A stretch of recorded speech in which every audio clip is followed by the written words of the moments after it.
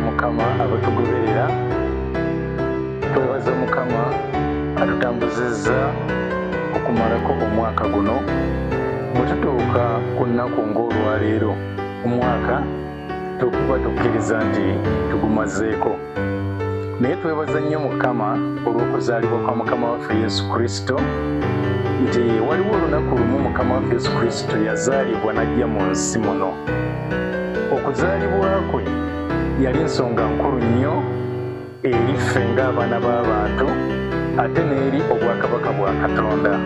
Okuzaalibwa kwe y'ensonga lwaki nti ebyawandiikibwa bitutegeeza mu Luka essula ey'okubiri, bw'oba oyagadde osobola ogisoma yonna n'omanya ebyaliwo. Naye ensonga lwaki bamalayika, Mukama yatuma eggye ly'abamalayika ne lijja okujaguza, ne bayimba ne batendereza olw'okuzaalibwa kwa Mukama waffe Yesu Kristo. Mmanyi nti olunaku luno olwa25 Desemba lulinako balukkiririzaamu ate n'abaluwakanya. Ekyo gye kiri ku sayidi zombi, naye ku ludda olw'abalukkiririzaamu n'olw'abaluwakanya, kye njagala okusooka okubategeeza nti tetukuza olunaku nga lw'olunaku, naye tujaguza olw'ekyo ekyaliwo. Kyaliwo ku lunaku olwo. Ekyokuddamu si nsonga kyaliwo ku lunaku ki, naye kiteekeddwa okubeera nga kikuzibwa ng'era tujaguza nga ge mazaalibwa ga Mukama waffe Yesu Kristo. Mu Baluumi essuula ey'e14 olunyiriri olw'okutaano n'okutwalako katono ku lw'omukaaga, wasoma nti omuntu omulala alowooza olunaku olumu okuba nga lusinga olulala. Omulala alowooza ennaku zonna okwenkanankana. Waliwo alowooza ng'olunaku olumu lusinga olulala, ate neebeerayo n'omulala aga nti zonna zenkanankana. Ate olw'omukaaga ne luga nti alowooza olunaku alulowooza ku bwa Mukama waffe. Sigamba nti ekyawandiikibwa kino kyawandiikibwa ku lwa Desemba 25 nti kyali kyogera ku Desemba 25, si kye ŋŋamba. Naye njagala tuggyeyo amakulu agali mu lunyiriri olwo agatutegeeza nti bw'abeera nga munno ye akwata Desemba 25 n'abeera nga alujaguza, ng'ajaguza okuzaalibwa kwa Mukama waffe, tomuvunaana. Mu ngeri y'emu nga naawe atawulira kujaguza 25 Desemba naffe bwe tutakuvunaana. Nze omu ku bakkiriza nti olunaku lw'okuzaalibwa kwa Mukama waffe ne bwe balunteera ku lunaku olulala lwonna, nze ndisigala ndujaguza, kubanga sijaguza lunaku nga lwo, the dates. Sijaguza nnaku za mwezi, sijaguza mwezi, naye njaguza nti waliwo olunaku lumu Mukama waffe Yesu Kristo lwe yajja ku nsi. Olunaku okujja kwa Mukama waffe Yesu Kristo ku nsi kuno kwali kwa makulu nnyo, kwali kwa muwendo nnyo. Yesu alina bwe yali nga ayogereganya n'abo Abayudaaya mu Yokaana essuula ey'omunaana, ngenda kusoma lwa 56, naye nga yayogera ku nnyiriri nnyingi era yayogera ku nsonga nnyingi. Naye njagala owuliriza ebigambo bino. Yali abyogera ku Ibulayimu. Agamba, Ibulayimu jjajjammwe yasanyuka okulaba olunaku lwange, n'alulaba n'asanyuka. Akati nno awo buli theologian oba buli yenna ayagala okuvaayo ayogere ku bigambo ebikwatagana eBayibuli wa ddembe okuvaayo n'ayogera ku lunyiriri olwo, simugaana. Naye njagala okugyayo olunyiriri oluga nti Ibulayimu jjajjammwe yasanyuka okulaba olunaku lwange, n'alulaba n'asanyuka. Ekigambo ekyavvuunulwa nti olunaku mu lunyiriri olwo kye kigambo ky'Oluyonaani himera. Naye ekigambo ekyo tekitegeezayo kirala kyonna okuggyako olunaku. Tekitegeeza myezi, tekitegeeza biseera, tekitegeeza ki, naye lunaku. Nga Ibulayimu yali ayaayaana okulaba ku lunaku lwa Mukama waffe okujja kwa Mukama waffe omulundi ogusooka okubeera ng'ajja mu nsi muno okuyita mu kwambala omubiri. Era enzivunula za Bayibuli mu lulimi Olusuuli kye bayita Cyrillic n'olulimi Oluwarabu kye bayita Arabic zo zikozesa ekigambo nga bw'oba okivunudde mu Lungereza kiri very desirous. Yali ayaayaana nnyo nti Ibulayimu yali ayaayaana nnyo okulaba ku kuzaalibwa kwa Mukama waffe. Oba enzivunula ey'Abapazia Persiac version yeetugamba nti yali yeesunga nnyo olunaku olwali terunatuuka naye nga yeesunga okulaba ng'alulabako. Naye ate Yesu ye agamba mu bigambo bye mu Yokaana 8:56 nti Ibulayimu n'alulaba n'asanyuka. Kakati kyo kiyinza okutegeeza emirundi ebiri. Ekisooka, Katonda waffe ayogerebwako nga Katonda wa Ibulayimu, Isaaka ne Yakobo, era nga ekyo yakyogera okutegeeza nti ye Katonda w'abalamu, ababeera abalamu mu ye basigala balamu ne babeera bafudde. Nga ku ludda olumu kiyinza okutegeeza nti Ibulayimu yadde takyali mu bulamu buno nga bwe tubulimu, naye era akyali mulamu. Era mu kuzaalibwa kwa Mukama waffe Ibulayimu yalaba okuzaalibwa kwa Mukama waffe n'asanyuka. Naye ate ku ludda olulala lwenja okutwala nga y'ensonga nti yalulaba mu mwoyo, mu kusuubira, n'asanyuka nti yagenda kubeerayo olunaku lumu Mukama waffe Yesu azaalibwe, ajje mu bulamu buno abeere ng'azaaliddwa. Kati ekyo kikulu nti oli eyalulaba mu mwoyo bw'aba yasanyuka, toyinza kugamba nzaaliwo kaakati amanyi nakiki ekyava mu kuzaalibwa okwo okuŋŋaana okusanyuka n'okujaguza ku lunaku lwonna lw'embeera njagulizzaako.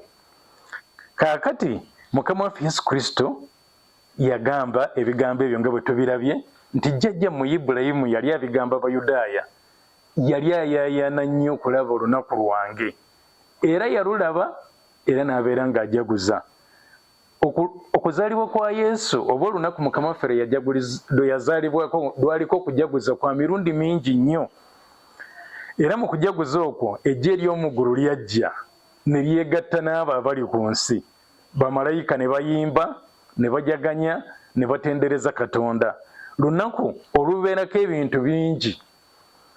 Nti mu kuzaalibwa kwa Mukama waffe Yesu Kristo oba olunaku lwe yazaalibwa kwaliko okusinza Katonda, bamalayika nga basinza, kwaliko okuyimba, kwaliko essaala ezaasabibwa abantu abatali bamu, kwaliko okutendereza Mukama, naye nga byonna bikolebwa n'essanyu, mu ssanyu ery'ekitalo, kubanga lunaku lwa kujaganya.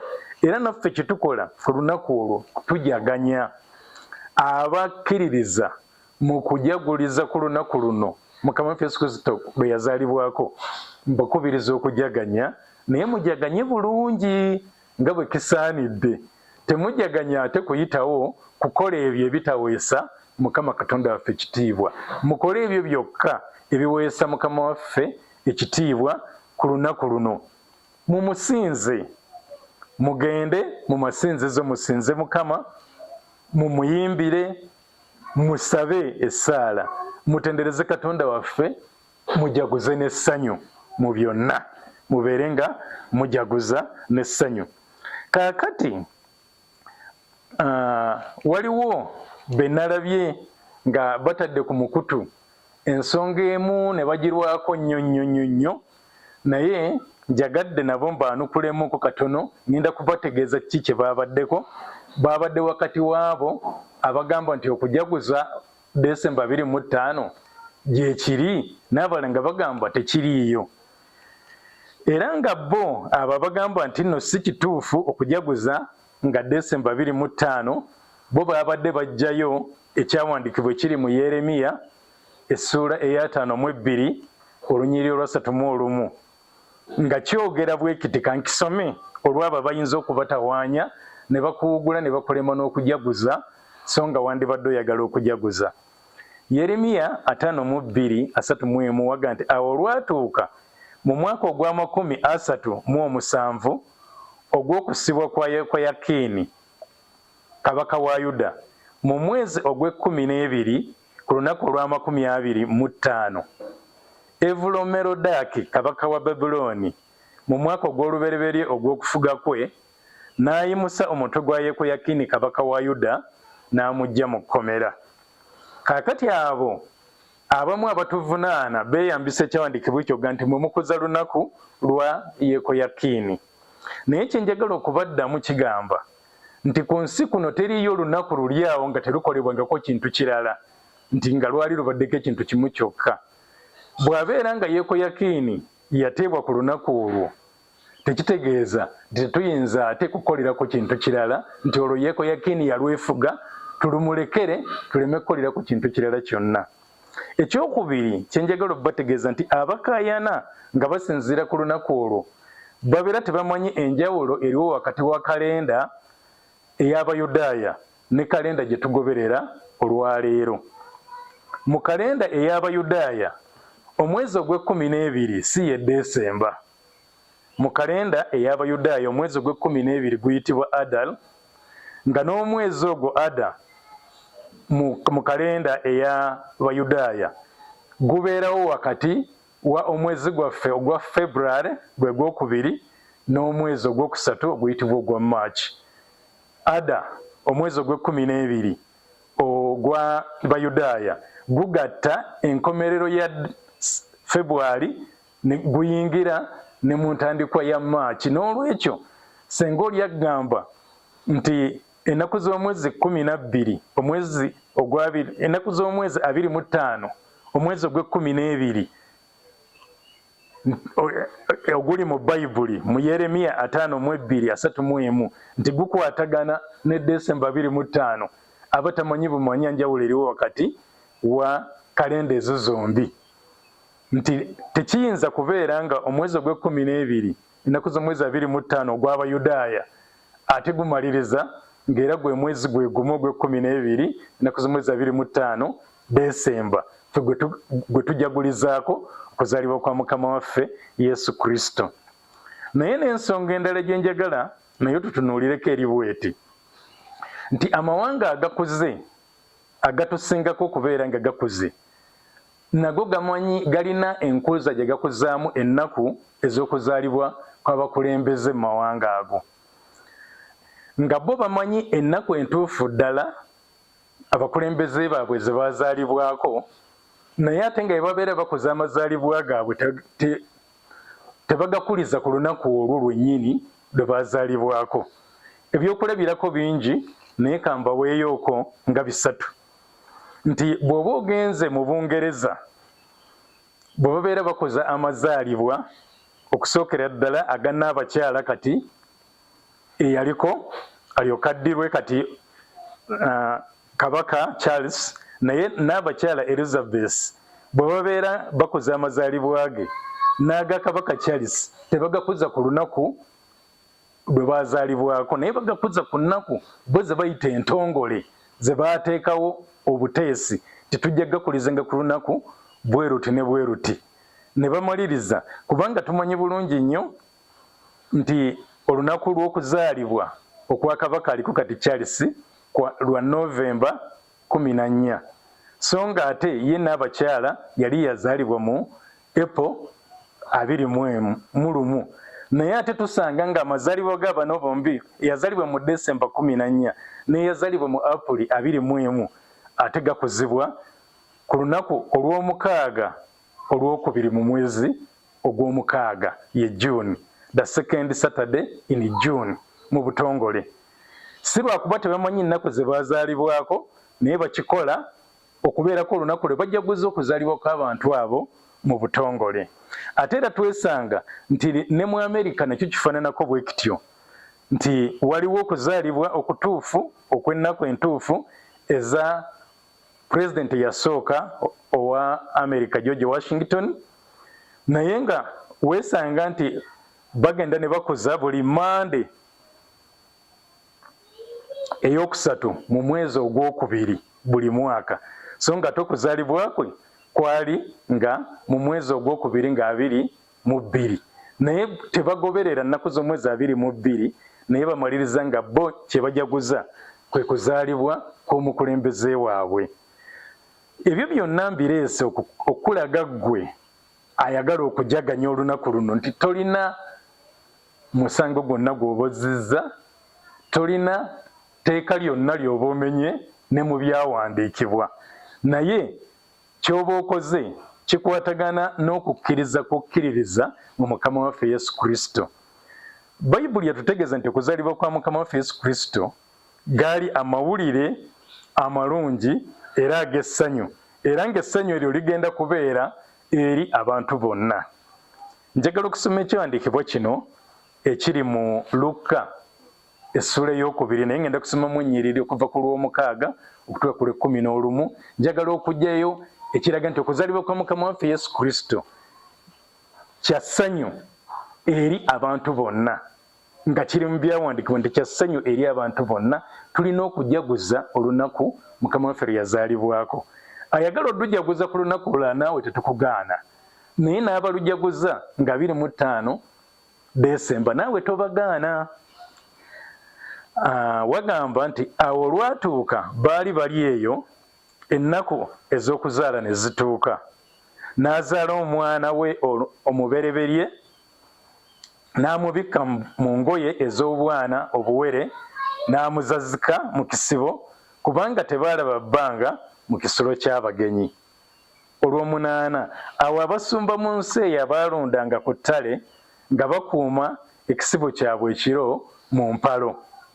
Olw'omwenda, awo malayika wa Mukama n'ayimirira we bali, n'ekitiibwa kya Mukama ne kibeetoloola nga kimasamasa, ne batya nnyo. Kati olw'ekkumi lugamba, malayika n'abagamba nti temutya, kubanga laba mbaleetera ebigambo ebirungi eby'essanyu eririba eri abantu bonna. Ebigambo ebirungi eby'essanyu ebiriba eri abantu bonna, kubanga leero azaaliddwa gye muli omulokozi mu kibuga kya Dawudi, ye Kristo Mukama waffe. Amawulire ga ssanyu nga n'amawulire ago ga kuzaalibwa kwa omulokozi Kristo Mukama. Y'ensonga lwaki olunaku luno olw'amazaalibwa ga Mukama waffe tulujjukira, tulujaganyizaako, kubanga mawulire ga ssanyu. Senga tewaali kuzaalibwa kwe, n'okufa kwe tekwandibaddewo, n'okuzuukira kwe tekwandibaddewo, n'okusonyiyibwa kwaffe okw'ebibi tekwandibaddewo. Okuzaalibwa kwe kwe kwatandika byonna, era senga tekwaliwo byonna ebirala bye tujaganya, obulokozi bwe tujaganya olwaleero tetwandibujaganyizza senga Mukama waffe teyazaalibwa. Okuggyibwako ebibi kwe tujaganya twandibadde tetukujaganya senga Mukama waffe teyazaalibwa. N'olwekyo okuzaalibwa kwe kwa muwendo, kwa makulu nnyo, kwa ssanyu gye tuli, kwa kujaganya. Mujaganye ku lunaku Mukama waffe lwe yazaalirwako, mujjukire amazaalibwa ga Mukama waffe Yesu Kristo nga mulina essanyu, nga temwesalira musango eri abo abayinza okwagala okubasalira omusango. Waakiri bo mubaleke babasalira omusango, naye mmwe temwesalira musango. Mugende mu maaso n'okujaganya. Mbaagaliza amazaalibwa amalungi nga ga ssanyu ag'okukola ebikolwa ebirungi ebyo Mukama waffe by'ayagala, ne kyonna okukizingako nti mu kujaganya kwaffe twandibadde tukola ebikolwa eby'okwagala, ebikolwa ebiraga nti twagala bannaffe. Katonda bwe yeeyagala ensi yawaayo omwana we Yesu n'ajja ku lwaffe. Kaakati bwe tuba tujjukira amazaalibwa ga Mukama waffe Yesu Kristo, tukole ebikolwa eby'okwagala. Laga ebikolwa eby'okwagala eri balirwana abo. Laga ebikolwa eby'okwagala, kola ebikolwa eby'okwagala eri abantu b'ovunaanyizibwako. Abamu tulina abazadde bali gye bali, oluusi bandyagadde okujaganya, naye tetufuddeeyo okulaba nti akatono ke nnina nsobodde okukagabana n'abo abatalina. Tujaguze nga bwe tugabana ako ke tulina akatono n'abo abatalina, naye nga mbaagaliza okujaganya obulungi mu bikolwa byonna ne mu ngeri yonna eweesa Mukama waffe Yesu Kristo gwe tujaganyiza ekitiibwa.